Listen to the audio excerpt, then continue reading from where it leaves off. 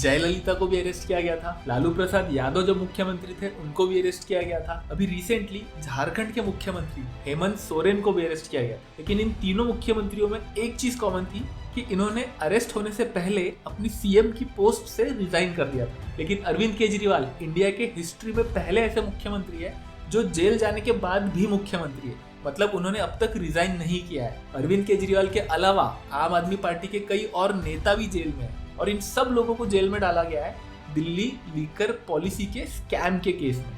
अब opposition parties का ये कहना है कि जो सेंटर में बीजेपी गवर्नमेंट है, इन लोगों की साजिश है कि सारी अपोजिशन पार्टीज को जेल में डाल दिया जाए नकली केसेस बना के, और 2024 का जो लोकसभा चुनाव है वो आसानी से जीत जाए। लेकिन बीजेपी गवर्नमेंट और ईडी का कहना है कि ऐसी कोई साजिश वाजिश नहीं है, ये एक जेन्युइन करप्शन का केस है और जिसने देश का पैसा खाया है उसके खिलाफ कार्रवाई होगी और ये एक नॉर्मल प्रोसीजर है। अब कौन सही कह रहा है कौन गलत कह रहा है इसका फैसला आप लोग करिए। मैं इस वीडियो में आपको एकदम सरल और सिंपल भाषा में बिना किसी पार्टी की साइड लिए ये समझाने की कोशिश करूंगा कि ये पूरा मामला क्या है, ताकि आप लोग खुद इस चीज के ऊपर अपना ओपिनियन ले पाए।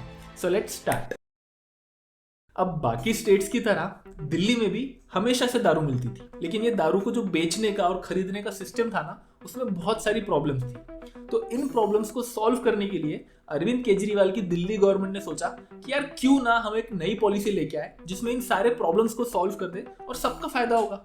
तो इन लोगों ने नवंबर 2021 में दिल्ली लिकर पॉलिसी नाम की एक स्कीम लेके आए, लेकिन इसमें इतने सारे कंट्रोवर्सीज हुई, इतने सारे प्रॉब्लम्स आए कि इन्होंने अगले 1 साल के अंदर अंदर इस पॉलिसी को वापस ले लिया। मतलब आज की तारीख में दिल्ली में ये नई पॉलिसी लागू नहीं है, जो पुराना सिस्टम चलता था ना वैसे ही काम चल रहा है। तो अब ये थी इस केस की पूरी ऊपर से इंफॉर्मेशन, लेकिन इसको डिटेल में समझने के लिए अब हम लोग इस चीज को 3 पार्ट्स में डिवाइड करेंगे।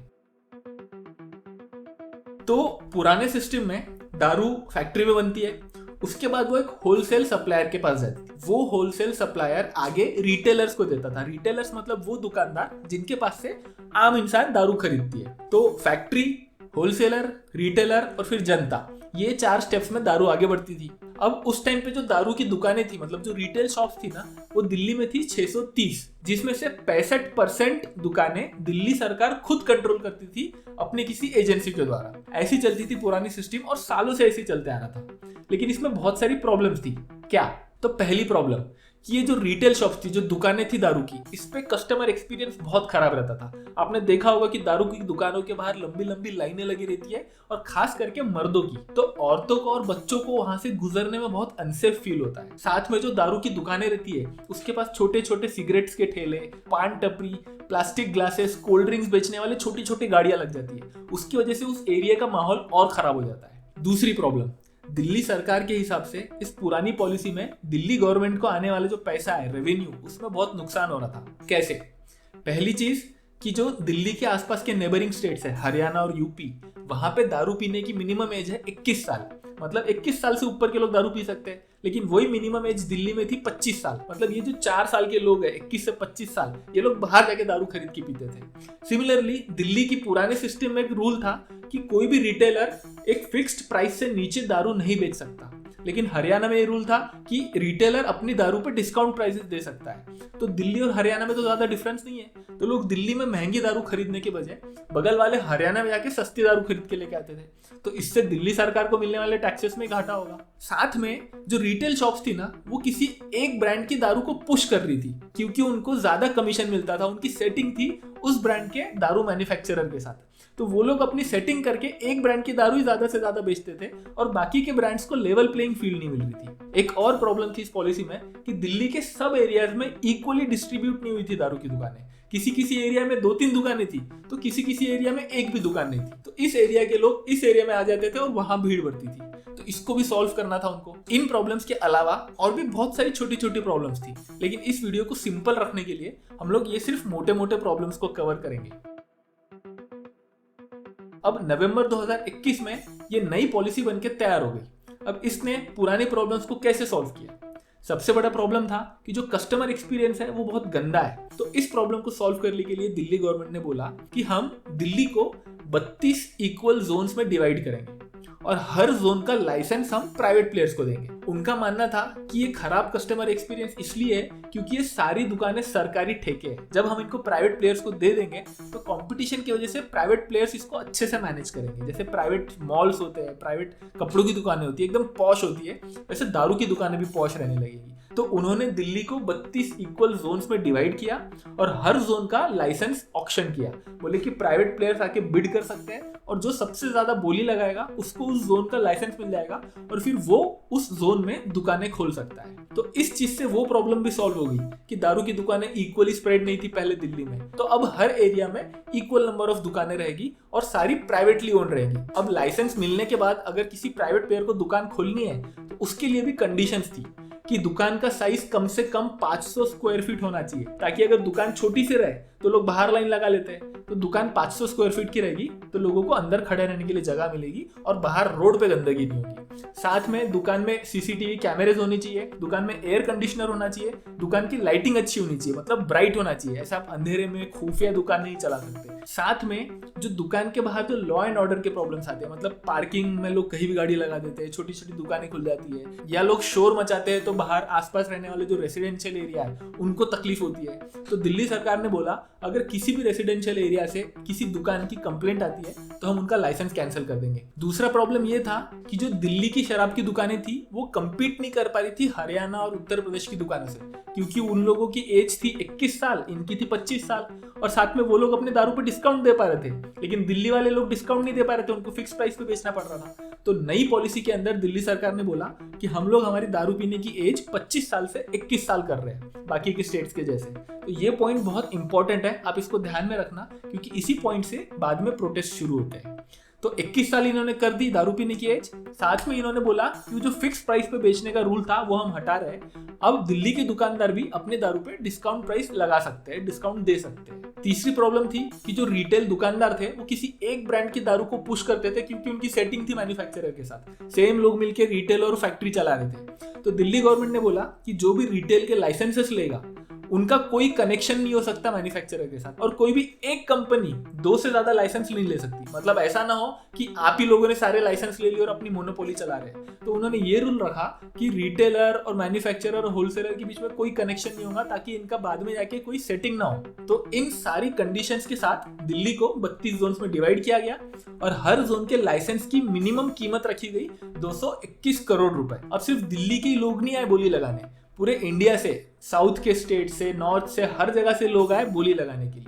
और जो 221 करोड़ की मिनिमम प्राइस रखी थी ना, उससे ऊपर जाके 256 करोड़ में ऑन एन एवरेज हर लाइसेंस बिका। तो दिल्ली गवर्नमेंट के हिसाब से ये पॉलिसी एकदम विन विन थी, सबका फायदा हुआ। औरतों बच्चों को जो डर लगता था एरिया से आने में वो भी सॉल्व कर दिया, जो करप्शन हो रहा था वो भी सॉल्व कर दिया, जो सेटिंग कर रहे थे लोग वो भी सॉल्व कर दिया। सबके लिए फायदेमंद पॉलिसी है और इसमें दिल्ली सरकार भी ज्यादा पैसे कमा रही है। अब ये सब सुन के आप सोचोगे कि यार ये तो एकदम बढ़िया पॉलिसी थी, इसमें सबकी प्रॉब्लम सॉल्व हो गई, लोग भी खुश, दुकानदार भी खुश, सरकार भी खुश। तो प्रॉब्लम क्या है, क्यों इस पॉलिसी को फिर 1 साल के अंदर वापस ले लिया गया, इसमें दिक्कत क्या थी? तो दिक्कत शुरू होती है अब। सबसे पहले प्रोटेस्ट दिल्ली की बीजेपी यूनिट ने शुरू किए थे। दिल्ली के बीजेपी यूनिट के जो प्रेसिडेंट थे उस टाइम पे, उन्होंने बोला कि ये जो 25 साल से उम्र घटा के 21 साल कर दिया ना, ये एक मॉरली इनकरेक्ट डिसीजन है, क्योंकि इसकी वजह से हमारी जो युवा पीढ़ी है उस पर बुरा प्रभाव पड़ेगा, वो बिगड़ेंगे और इसकी वजह से क्राइम रेट्स बढ़ेंगे। लेकिन ये एक पॉलिटिकली मोटिवेटेड आर्ग्यूमेंट लगती है, क्योंकि बगल में ही हरियाणा स्टेट में उन्होंने कुछ महीने बाद ही 25 साल से उम्र घटा के 21 साल की, और वहां पे बीजेपी गवर्नमेंट की आर्ग्यूमेंट थी कि बदलते जमाने के साथ हमको बदलना पड़ेगा और आजकल का नौजवान पीढ़ी बहुत रिस्पॉन्सिबल है दारू पीने के मामले में, वो ऐसे क्राइम्स नहीं करेंगे। तो जब उन्होंने किया तो सही और कोई और गवर्नमेंट कर रही है तो गलत। तो इस चीज को पॉलिटिकली मोटिवेटेड आर्ग्यूमेंट समझ के अगर हम लोग छोड़ भी दें तो बाकी के जो आर्ग्यूमेंट्स है ना वो आम जनता की तरफ से आने लगे थे। आम जनता भी नाराज थी दिल्ली सरकार से। आम जनता का ये प्रॉब्लम था, वो लोग बोल रहे थे कि हमारे घर के पास दुकानें क्यों खुल रही है शराब की। याद है दिल्ली को 32 जोन्स में डिवाइड किया गया था, हर जोन का लाइसेंस बिका था और हर जोन में 27 दुकानें नई खुलने वाली थी। तो कुछ दुकानें तो हॉस्पिटल, रेसिडेंशियल एरिया, स्कूल्स के पास खुलने लगी। तो लोग बोलने लगे कि यार ये तो बहुत ज्यादा गलत हो रहा है, हमारे घरों के पास, हमारे स्कूलों के पास क्यों खुल रही है दुकानें। तो ये तो थी आम जनता की शिकायतें। लेकिन जो दुकानदार थे, दारू के दुकानदार जिन्होंने लाइसेंस लिया था, वो लोग भी नाराज थे। उनका बोलना था कि आपने हम पे कंडीशन लगाई है कि 500 स्क्वायर फीट की दुकान खोलनी पड़ेगी और साथ में ये भी कंडीशन है कि अगर किसी रेसिडेंशियल एरिया से कंप्लेंट आ गई तो हमारा लाइसेंस कैंसिल हो जाएगा। तो पहली बात तो दिल्ली में 500 स्क्वायर फीट की दुकान कहीं पे लेना ही बहुत महंगी है, ऊपर से इतनी सारी कंप्लेंट्स आ रही है, तो हम लोग कैसे मैनेज करेंगे। तो दुकानदार धीरे धीरे लाइसेंस वापस करने लग गए। तो जहां गवर्नमेंट का प्लान था कि टोटल 849 दारू की शॉप्स खुलेंगी, वहां मई 2022 तक 639 शॉप्स खुले थे और जुलाई आते आते बस 464 शॉप्स बची रही। तो दारू के दुकानदार भी नाखुश, आम जनता भी नाखुश और इतनी सारे लीगल प्रॉब्लम्स आने लग गई। तो दिल्ली गवर्नमेंट ने नई पॉलिसी को वापस ले लिया और बोला कि जैसे चल रहा था पहले वैसे ही चलने दो। तो आज दिल्ली में पुरानी पॉलिसी चलती है। तो अब तक हमने जितना भी देखा वो सारी प्रॉब्लम्स एक पॉलिसी को एग्जीक्यूट ढंग से नहीं किया गया इसकी वजह से हुई। और ये कोई क्राइम नहीं है। बहुत सारी गवर्नमेंट बहुत सारी पॉलिसीज बनाती है जिसमें से कुछ सही चल जाती है, कुछ गलत होती है। जैसे आज तक सेंट्रल गवर्नमेंट की डीमोनेटाइजेशन पॉलिसी को लोग नाम रखते हैं, लोग बोलते हैं कि ये सिर्फ ब्लैक मनी को व्हाइट मनी कन्वर्ट करने के लिए बनाई गई थी। तो इस चीज के लिए हम मिनिस्टर्स को अरेस्ट नहीं कर सकते ना, क्योंकि अगर ऐसा होने लगा तो कोई भी मिनिस्टर बड़े पॉलिसी डिसीजन लेने से कतराएगा, उसको लगेगा कि यार अगर गलत हो जाए तो मेरे को अरेस्ट कर लेंगे। तो पॉलिसी खराब एग्जीक्यूशन के लिए हम लोगों को अरेस्ट नहीं कर सकते, और इसके लिए किया भी नहीं गया अरविंद केजरीवाल और आम आदमी पार्टी के लीडर्स को अरेस्ट। बड़ी वाली प्रॉब्लम्स जिनकी वजह से ये लोग अरेस्ट हुए वो शुरू होती है इसके भी आगे। अब ये पॉलिसी लागू होने के बाद जो दिल्ली के गवर्नर थे उन्होंने सीबीआई इंक्वायरी की मांग की इस पॉलिसी पे। अब इस केस में करप्शन के भी चार्जेस हैं। ये आरोप लगाया जा रहा है आम आदमी पार्टी पे कि उन लोगों ने कुछ बिजनेसमैन से 100 करोड़ रुपए लिए और उनके फेवर में पॉलिसी बनाई है। तो वो 100 करोड़ रुपए की जो मनी लॉन्ड्रिंग हुई है इसकी वजह से ईडी भी इन्वॉल्व है, क्योंकि ईडी एक ऐसी एजेंसी है जो मनी लॉन्ड्रिंग के केसेस देखती है। तो सीबीआई की भी इंक्वायरी चल रही है और ईडी की भी इंक्वायरी चल रही है। और सबसे पहले मनीष सिसोदिया को अरेस्ट करते क्योंकि वही थे जो इस कमेटी के हेड थे। Manish, would you like to say something, Manish? You have been arrested and there is a massive protest which is also going on. ED का मेन आरोप यही है, साउथ इंडिया की कुछ कंपनीज है, कुछ बिजनेसमैन है जिसको ये लोग साउथ ग्रुप बुलाते हैं। तो उस साउथ ग्रुप के लोगों से 100 करोड़ रुपए रिश्वत ली गई ताकि उनके हक में पॉलिसी बनाई जाए। ईडी एंड सीबीआई का कहना है कि वैसे तो ये ऑक्शन में अलग अलग कंपनीज आई थी जिन्होंने ऑक्शन किया। जो रूल था ना कि 2 लाइसेंस से ज्यादा के लिए तुम बिड नहीं कर सकते, उनका कोई कनेक्शन नहीं होना चाहिए। तो इन लोगों का आरोप था कि दिखाने के लिए तो अलग अलग कंपनीज थी, लेकिन इन सबके पीछे सेम ही लोग काम कर रहे थे। मतलब सेम ग्रुप ऑफ पीपल थे जिन्होंने अपनी अलग अलग कंपनीज के द्वारा ऑक्शन किए, लाइसेंसेस ले लिए और अब ये इन लोगों ने कार्टेल फॉर्म कर दिया है। कार्टेल मतलब अगर किसी बिजनेस में 2-4 प्लेयर्स की मोनोपोली हो, मतलब वो लोग ग्रुप बना ले, अपनी सेटिंग कर ले और फिर वो कोई भी प्राइस डिसाइड कर सकते हैं। तो ये उनका दूसरा बड़ा आरोप था कि दिल्ली में दारू का कार्टेल क्रिएट हो रहा था इस पॉलिसी की वजह से। तीसरा बड़ा आरोप ये है कि आम आदमी पार्टी ने नई वाली पॉलिसी में जो होलसेलर फी होती है उस फी को 5% से बढ़ा के 12% कर दिया। इसका फायदा साउथ ग्रुप को सबसे ज्यादा हुआ है क्योंकि उन्होंने 10 महीने में 338 करोड़ रुपए ज्यादा कमाए इस पॉलिसी की वजह से। अब सीबीआई और ईडी ने अरेस्ट शुरू किए। अरविंद केजरीवाल को भी 9 बार समन्स भेजे गए। समन्स मतलब उनको बुलावा ईडी की तरफ से गया कि आप आओ, हमको इंक्वायरी करनी है, आपसे पूछताछ करनी है। लेकिन अरविंद केजरीवाल ने एक भी समन्स के साथ कंप्लाई नहीं किया। उन्होंने उनको रिस्पॉन्स भेजा कि ये सब फेक केस है, ये बीजेपी गवर्नमेंट के बोलने पे किया जा रहा है और ये जो समन्स आ रहे हैं ये इलीगल है। मेरे वकीलों ने मुझे बताया कि ये समन गैर कानूनी है। क्यों गैर कानूनी है, ये मैंने इनको विस्तार से लिख के भेजा है। लेकिन 10वें समन्स के साथ आखिर में अरविंद केजरीवाल को भी अरेस्ट कर लिया है ईडी ने। अब ये समझते हैं कि ईडी और सीबीआई के पास क्या सबूत है, वो लोग ऐसे क्या आर्ग्यूमेंट्स दे रहे हैं जिसके बल पे उन लोगों को लगता है कि एक करप्शन हुआ है और अरविंद केजरीवाल और मनीष सिसोदिया ने पैसे खाए। तो उनके आर्ग्यूमेंट्स का पहला इंपॉर्टेंट पॉइंट ये है कि अरविंद केजरीवाल का 4 जगह नाम आता है जिसकी वजह से ये साबित होता है कि ये डायरेक्टली इन्वॉल्व थे और इनको पता था कि ये सारा करप्शन हो रहा है।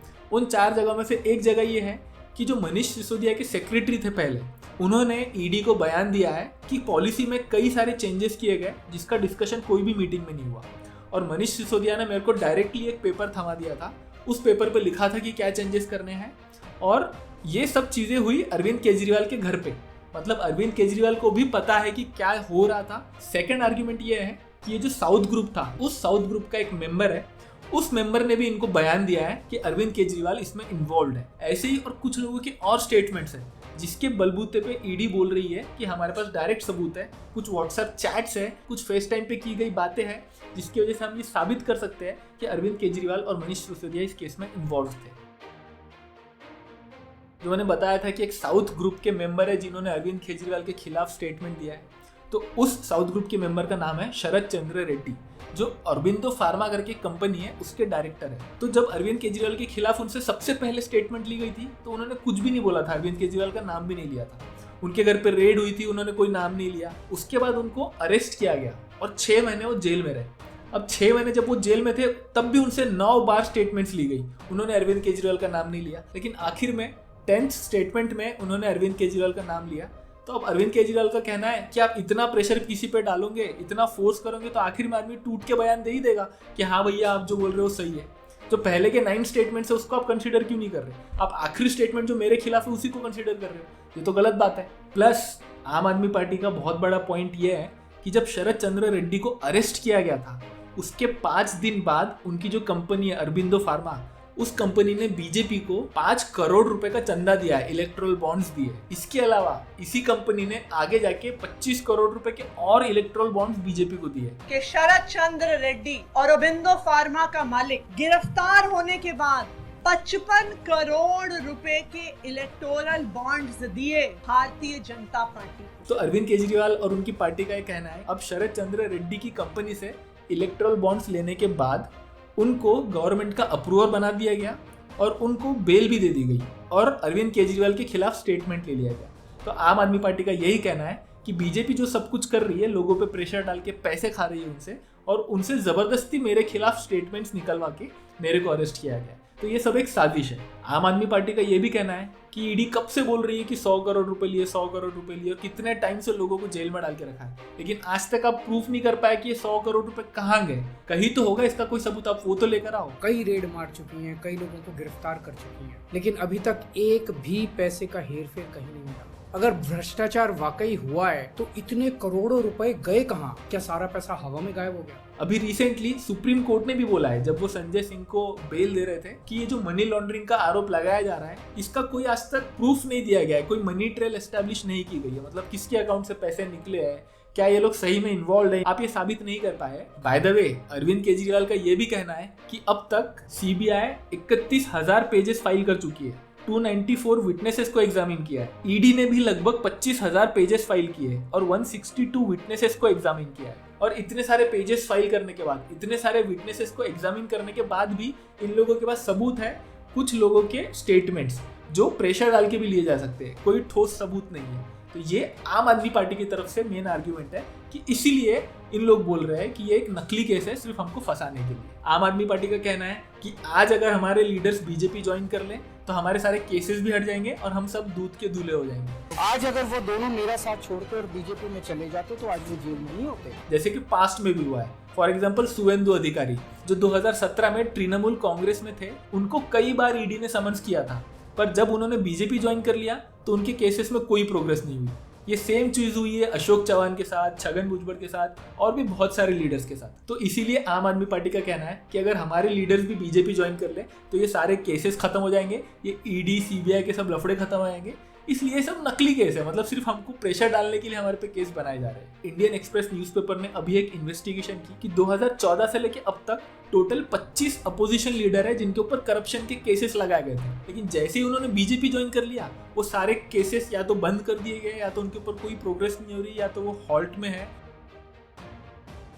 तो यार देखो, अगर देश का पैसा किसी ने खाया है, किसी ने करप्शन किया है, तो फिर वो चाहे किसी भी पार्टी का इंसान हो, कितना भी बड़ा लीडर हो, उसको सजा मिलनी चाहिए, चाहे वो अरविंद केजरीवाल हो, मनीष सिसोदिया हो, कोई भी हो। लेकिन ये भी नहीं होना चाहिए कि कोई करप्ट आदमी अगर अपनी पॉलिटिकल पार्टी चेंज कर ले तो फिर उसके सारे केसेस खत्म हो जाए। तो ये मेरे को ऐसा लगता है। आपको क्या लगता है? आप डिसाइड करिए। आपको जो चीज़ें सही लग रही है आप उसके लिए वोट दीजिए, जो चीज़ें गलत लग रही है उसको क्रिटिसाइज कीजिए। मैं मिलता हूँ नेक्स्ट वीडियो में। Bye bye.